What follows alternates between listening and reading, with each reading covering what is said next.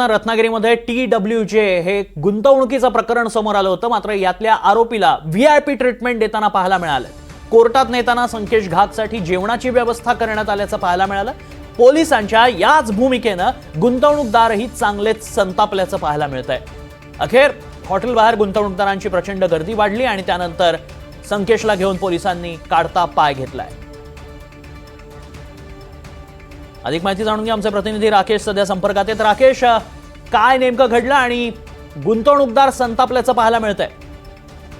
तर मी नक्कीच गेल्या काही दिवसांपासून रत्नागिरी जिल्ह्यात TWJचं प्रकरण जे आहे ते गाजत आहे। कारण या TWJ कंपनीमध्ये जास्त गुंतवणूक करून जास्त परताव्याचं आमिष दाखवण्यात आलेलं होतं आणि त्या आमिषाला बळी पडत अनेकांनी करोडो रुपये गुंतवलेले होते।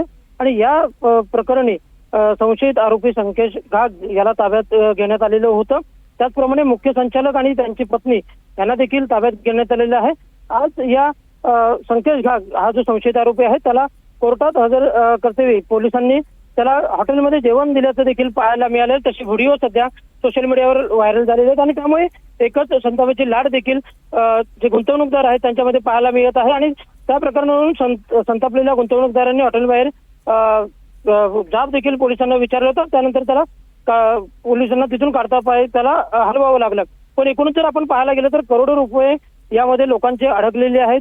जवळपास शेकडो कोटींची व्याप्ती या घोटाळ्यामध्ये असलेली पाहायला मिळते आणि अशा आरोपीला अशी ट्रीटमेंट देणं हे योग्य आहे का याबाबत देखील असा सवाल उपस्थित केले जातात। आणि याबाबत गृहराज्यमंत्री योगेश कदम यांनी देखील याबाबत कारवाई करण्याचं आश्वासन जे आहे ते आता रत्नागिरीत बोलताना दिलेलं आहे। तन्मय, नक्कीच राकेश, धन्यवाद आपण दिलेल्या सगळ्या सविस्तर माहितीसाठी।